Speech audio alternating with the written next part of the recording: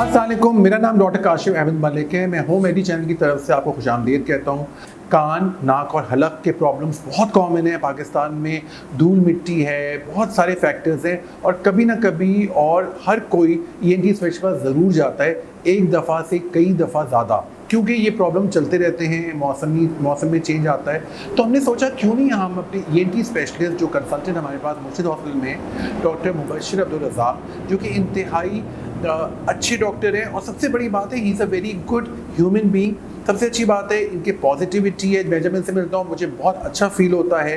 He is very very professional, at the same time very very nice person to talk to. और ये माशाल्लाह बहुत अच्छी तरह से काम करते हैं, खुश होकर काम करते हैं, मूड भी इनका अच्छा रहता है, मुस्कुराते रहते हैं। इतनी टेंशन के बाद, क्योंकि मुझे पता है ENT के केसेस बड़े डिफिकल्ट होते हैं हैंडल करना। तो आइए चले मिलते हैं डॉक्टर मुबशिर अब्दुल रज़ाक से। अस्सलाम वालेकुम डॉक्टर साहब, thank you so much for coming to the show. Doctor साहब इतने बिजी हैं, हमने इनको काफ़ी दफ़ा ट्रेस किया, 2-3 दफ़ा आ भी गए, लेकिन कोई इमरजेंसी से कॉल आ गई तो ज़ाहिर है बहुत ज़्यादा इंपॉर्टेंट था, तो आज हमें ये मिल गए। तो आज हम बात करेंगे डॉक्टर साहब, सबसे पहले तो आपका आने का बेइंतहा शुक्रिया, और मुझे पता है कि आपने हमेशा हमारे साथ कोऑपरेट किया है, लेकिन जाहिर है आप 2-3 दफ़ा हमारे साथ आए तो इमरजेंसी से कॉल आ गई तो आपको जाना पड़ा। I understand. तो डॉक्टर साहब ये बताइए, ENT बहुत ही इंटरेस्टिंग सब्जेक्ट है और मेरे ख्याल से हर चीज़ की शुरुआत इसी से ही होती है। तो क्या कॉमन आप प्रॉब्लम्स देख रहे हैं और क्या क्या चीज़ें आ रही हैं? माशाल्लाह ENT में भी बड़ी डेवलपमेंट हुई है, रिसर्च हुई है, तो आप बताइएगा हमारे व्यूवर्स को प्लीज़। मोस्टली हमारे पास जो केसेस आ रहे हैं वो एलर्जिक राइनाइटिस के साथ आ रहे हैं, क्रोनिक साइनसाइटिस के साथ आ रहे हैं, डिविएटेड नेज़ल सेप्टम के साथ आ रहे हैं, क्रोनिक टॉन्सिलाइटिस के साथ आ रहे हैं।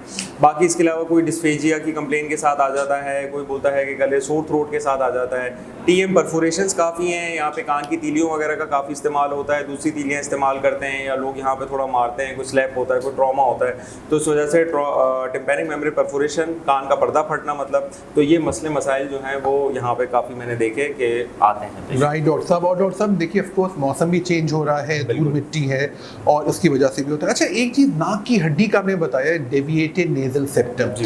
अक्सर क्योंकि हमारे ये शो आम लोग के लिए, हम अपने लोगों को अवेयरनेस देना चाहते हैं, एक बड़ा एक कॉमन मिथ कह लें या एक लोगों के दिमाग में तासुर है कि भाई नाक की हड्डी का ऑपरेशन कराना बेकार है, कि नाक की हड्डी दोबारा बढ़ जाती है और लोग बड़े परेशान होते हैं क्योंकि ऑपरेशन का नाम ही ज़रा लोग परेशान हो जाते हैं। तो डॉक्टर साहब आप बताइएगा कि कितना मुफीद है ये आपके लिए? बिल्कुल, नाक के ऑपरेशन का ये है कि कोशिश की जाती है कि मरीज जो है वो 18 साल की उम्र का हो जाए, इसके बाद ऑपरेशन किया जाए, क्योंकि जिस्म के हर आज़ा बढ़ते रहते हैं उस उम्र तक, तो उस वजह से पाँव की हड्डी हर चीज़ बढ़ती है। तो ये बात ठीक है कि 18 साल की उम्र तक कहा जाता है कि रुक जाए, लेकिन 18 साल की उम्र के बाद फिर आप नाक की हड्डी का ऑपरेशन बिल्कुल करवा सकते हैं। अगर 18 साल से पहले बहुत ज़्यादा ज़रूरत है तो किया जाता है, अगर नहीं है तो रुक के 18 साल की उम्र के बाद फिर हम ऑपरेशन की तरफ। अच्छा, तो फिर हड्डी बढ़ने के चांसेस नहीं होते, राइट? तो वो एक परमानेंट ट्रीटमेंट होता है डॉक्टर साहब। अच्छा ये बताइए, गला ख़राब ये बड़ा कॉमन प्रॉब्लम है। हमने कोल्ड ड्रिंक पी ली या आइसक्रीम खा ली या कोई ऐसी चीज़ हमने मशरूबात में ले लिया या बहुत ज़्यादा मिर्चों वाली चीज़ें खा ली, क्योंकि आपको पता है हमारे माशरे में ऐसी चीज़ों का बड़ा ही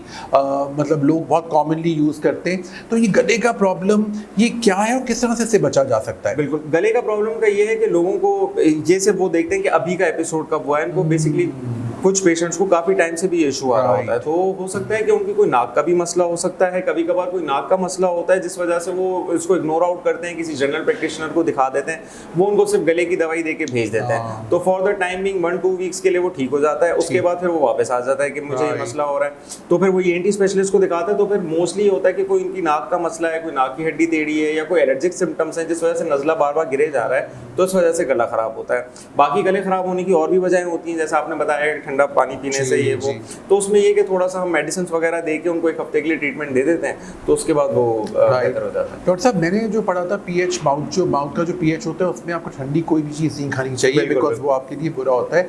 चलिए बात करते हैं कान की। अच्छा, अक्सर लोग सुनते नहीं हैं, हाँ ये बात लिटरली भी है, लेकिन अपने काम की बात सुन लेते हैं, तो उनको आप कैसे डील करते हैं? आपको पता चल जाता है कि ये सिर्फ ड्रामा है, साइकोसोमैटिक है, स्पेशली ओल्ड एज में, क्योंकि अक्सर वो कहते हैं मैं सुनाई नहीं दे रहा है, लेकिन कोई उनके काम की बात होगी वो सुनाई देगा।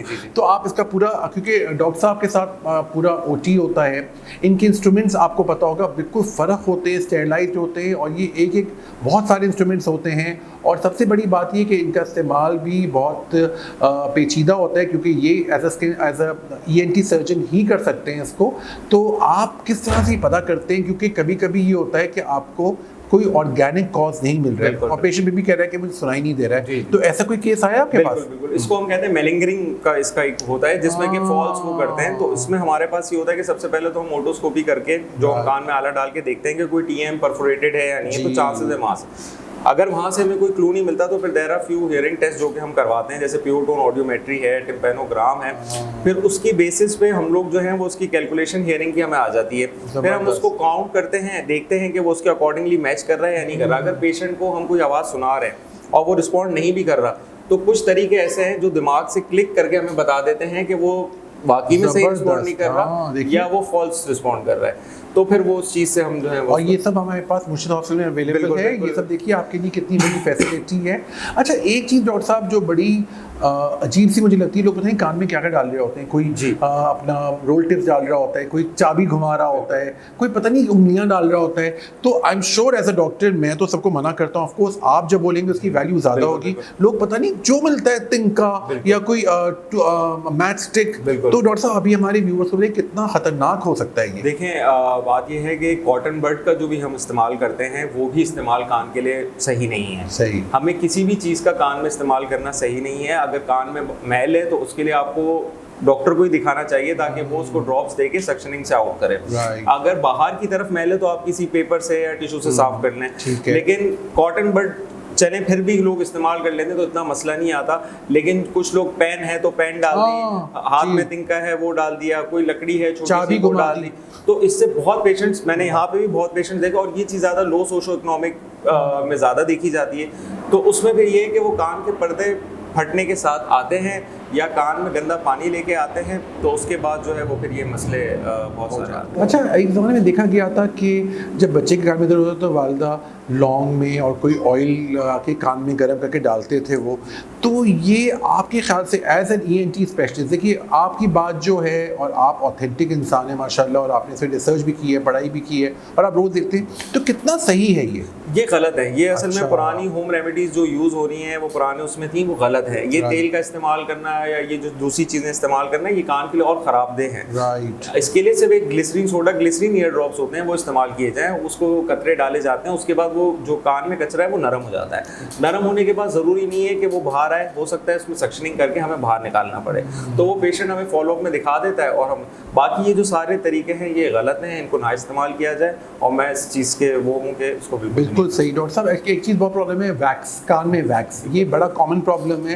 मुझे खुद पर्सनली हो चुका है, मेरा दोस्त ही ENT स्पेशलिस्ट, मैंने उनके पास जाके वो कराया और मुझे बड़ा अच्छा लगा और मुझे लगा कि यही चीज़ थी। तो आपके पास कितना आता है ये वैक्स? तो बड़ा कॉमन प्रॉब्लम है ना डॉक्टर साहब? कॉमन प्रॉब्लम है। और इसमें वैक्स में ये होता है कि पेशेंट को एक तो सुनाई कम दे रहा होता है और दूसरा ये होता है कि वो पेन के साथ आता है, क्योंकि जब कान में वैक्स होता है तो वो एक्सपेंड कर जाता है और पेशेंट को लगता है कि कोई इन्फेक्शन हो गया है या कोई मसला हो गया है, जिस वजह से उसको सुनाई भी नहीं दे रहा और पेन। हालांकि कोई बड़ा मसला नहीं होता है, कान में वैक्स मौजूद होता है। आप आए, एक दफ़ा हम उसमें ड्रॉप डलवा देते हैं, 5 दिन बाद फिर आपको सक्शन करके वो क्लियर। डॉक्टर साहब, कुछ लोगों की आवाज़ जो होती है चेंज हो जाती है और कुछ लोगों की आवाज़ बैठी हुई होती है, ख़राब होती है। कुछ लोगों को प्रॉब्लम होता है वो हकलाते हैं, तुतलाते हैं, तो क्या ये भी ENT से रिलेटेड है? देखें, आवाज़ का ख़राब होना या आवाज़ वो 2 वजहों से हो सकता है। एक नाक में कोई मसला है या दूसरा मसला आपके मुंह में है। अगर मुंह में है तो मुंह में भी 2 चीज़ों में डिवाइड हो जाता है। एक नीचे बोलने की ताल्लुक की वजह से हो सकता है, एक उससे ऊपर अगर कोई मसला है तो उस वजह से हो सकता है। तो उसके लिए हमें रूल आउट करना ज़रूरी है कि किस कॉजेज़ की वजह से है। कभी किसी ओल्ड एज में कैंसर की वजह से हो सकता है, बच्चा है, टीन एज है, मेल है तो एंजियोफाइब्रोमा होता है, उस वजह से हो सकता है,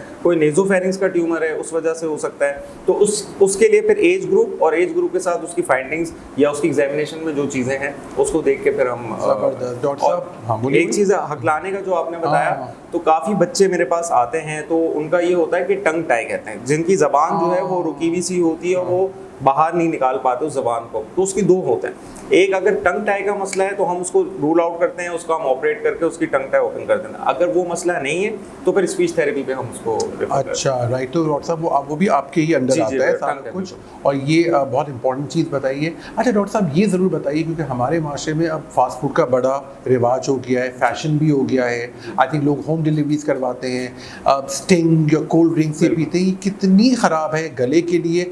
आप जब बताएंगे तो ऑफ कोर्स की वैल्यू सबसे इंपॉर्टेंट होगी। देखिए ये बात हर कोई तकरीबन जानता है कि ये चीज़ें ख़राब हैं, हालांकि सबके घर के वालदैन वगैरह जो भी होते हैं वो भी ये कहते हैं कि ये ख़राब है, और मेरे ख्याल से बच्चों को भी इतनी अवेयरनेस हो गई है, इतनी चीज़ें देखते हैं कि ख़राब तो है, लेकिन खाते हैं, आदत है। तो उसमें हमेशा यही कहूँगा कि चले खाएँ आप, लेकिन वीक में 1 दफ़ा खा लें, 2 दफ़ा खा लें, लेकिन रोज़ की हैबिट बनाना उस चीज़ को, या रोज़ बाहर से खाना, वो ऑब्वियसली आपके लिए नुकसानदेह है। बिल्कुल सही कह रहे डॉक्टर साहब। अच्छा, आजकल ये भी बहुत देखा गया है, लोग कान में अपने ईयरपॉड्स लगाए हुए होते हैं, या लोग पूरे वक्त उनके कानों में कोई चीज़ होती है, तो ये कितना नुकसानदेह हो सकता है? बिल्कुल, ईयरपॉड्स का ये कि अब तो हमारे ईयरपॉड्स नॉइस कैंसिलेशन के साथ आ गए हैं, तो हम लगा के भूल जाते हैं, आवाज़ बिल्कुल लोगों से आउट, मैंने देखा सो जाते हैं लोग, सो जाते हैं, और ये बाहर ईयर ट्रॉमा कॉज करने के बहुत सारे रीजंस है। दूसरा, ईयरपॉड्स या हम जब हियरिंग एड्स ईयरपॉड्स यूज़ करते हैं तो उसमें भी हमें, आपने मोबाइल में यूज़ किया हो तो एक ऑप्शन देता है कि इस लेवल से ऊपर आपकी जो है वो आवाज़ जो है वो कान के लिए ख़राब है, लेकिन फिर भी हम उसको बढ़ाते हैं, इग्नोर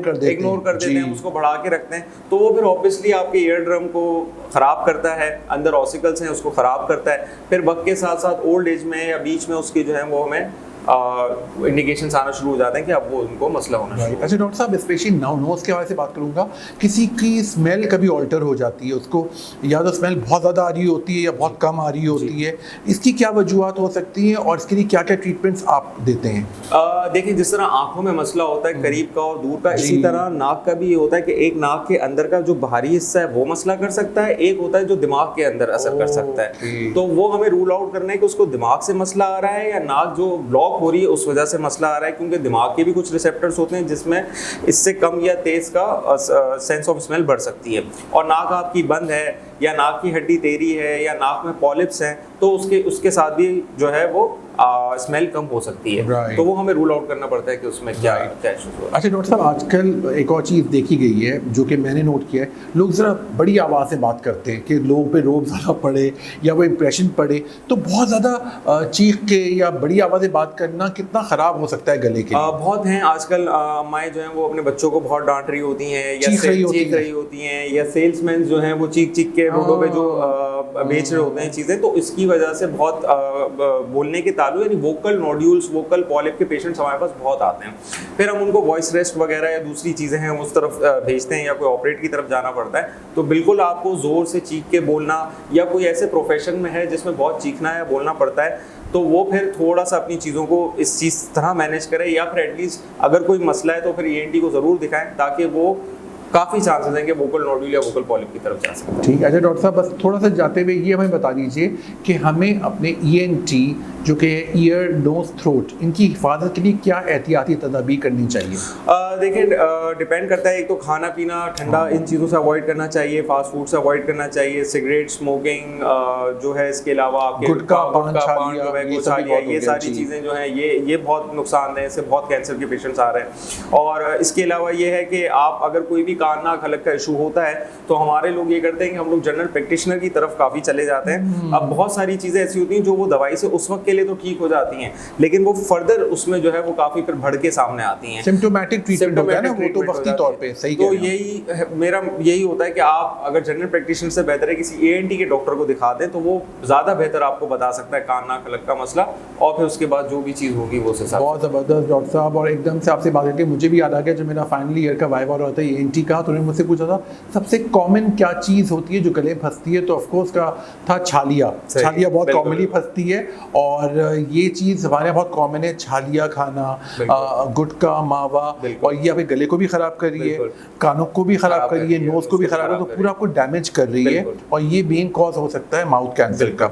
तो आपके पास आते हैं माउथ कैंसर के केसेस? माउथ कैंसर के जैसे मैंने ये चीज़ नोट की कि पहले 40-45 ईयर्स ऑफ एज के पेशेंट या 50 ईयर्स ऑफ एज के पेशेंट आते थे, लेकिन आहिस्ता आहिस्ता मैं देखता हूँ कि 20-22 ईयर्स ऑफ एज के पेशेंट भी जो है वो माउथ कैंसर लेके आ रहे हैं, और कैंसर की ट्रीटमेंट, फिर उसके बाद उनके घर वालों का सपोर्ट, वो सारी चीज़ें फिर बहुत एक एफर्ट रिक्वायर करती हैं। फिर उसके बाद प्लास्टिक सर्जन होते हैं, फ्लैप्स लगते हैं, तो बहुत एक पेशेंट जो है वो मुश्किल, फिर कीमोथेरेपी, रेडियोथेरेपी, तो बेहतर है कि बंदा जो है वो इन चीज़ों की तरफ ना जाए, वरना। और बहुत पेशेंट्स मेरे पास सबम्यूकोजल फाइब्रोसिस के साथ आते हैं, मुंह नहीं खुल रहा, थोड़ा सा मुंह खुल रहा है, तो उन पेशेंट्स को मैं बहुत कहता हूँ कि आप प्लीज़ एहतियात करें, क्योंकि ये एक साइन है कि अब आप कैंसर की तरफ जा रहे हैं। लेकिन पेशेंट जो है वो मुश्किल हैं, कभी नहीं सुनते समझते हैं, तो यही है कि मशवरा होगा कि आप प्लीज़ काइंडली इन चीज़ों का ख्याल रखें। तो सही वरना कह रहे हैं। लोगों को हम तो देखते हैं करीब से, तो फिर बड़ा मुश्किल रिसेंटली इन्होंने पहला कैंप ईएनटी का किया था, सेहत सहूलत कार्ड की भी फैसिलिटी है। तो हम डॉक्टर साहब से पूछेंगे आपको माहौल कैसा लगा हमारे मुर्शिद हॉस्पिटल हेल्थ केयर सेंटर का। हमारे CEO डॉक्टर काशिफ महमूद हमेशा अपहोल्ड करते हैं और बहुत ज़्यादा आपको इनकरेज करते हैं इन चीज़ों के लिए। तो आपको कैसे पेशेंट्स आए थे, आपको सेहत सहूलत कार्ड की वजह से कितनी आपको सहूलत मिली एज अ डॉक्टर? क्योंकि डॉक्टर साहब जब हम डॉक्टर बनते हैं वही वाली बात है, दुखी इंसानी खिदमत करना। और फिर बाकी कुछ पेशेंट्स, क्या ज़्यादा पेशेंट जो कि नीडी होते हैं उनको बड़ा फ़ायदा हुआ है इससे। तो आप बताएंगे सर?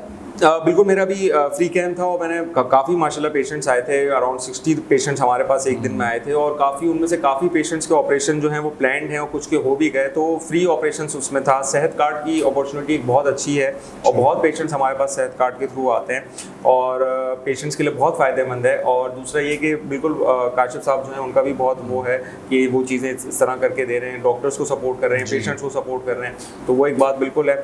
बाकी ये कि बिल्कुल पेशेंट्स का बहुत फ्लो अच्छा था, बहुत और आपको माहौल कैसा लगा हमारे मुर्शिद हॉस्पिटल का? क्योंकि कोशिश हम करते हैं कि हम सब we should work like a family. Because मेरे पास कोई एज अ स्किन स्पेशलिस्ट, अगर किसी गले का खराब आ रहा है तो मैं डॉक्टर साहब फॉर रेफर कर देता हूँ। इनके पास कोई आ रहा है जो कि स्किन का या गायनी का, क्योंकि हमारे पास सारे डिपार्टमेंट्स हैं, we all are like a team work, है ना। वो डॉक्टर साहब बड़ा जरूरी होता है क्योंकि बेसिक हमारा काम है पेशेंट हमारा खुश होके सेहतयाब होके और दुआ देके जाए, राइट डॉक्टर साहब? तो ये इसके साथ ही आज का हम प्रोग्राम इख्तिताम पे करते हैं। डॉक्टर साहब आपका कोई मैसेज हो हमारे व्यूवर्स के लिए ENT के हवाले से तो प्लीज हमारे व्यूअर्स को बताइए।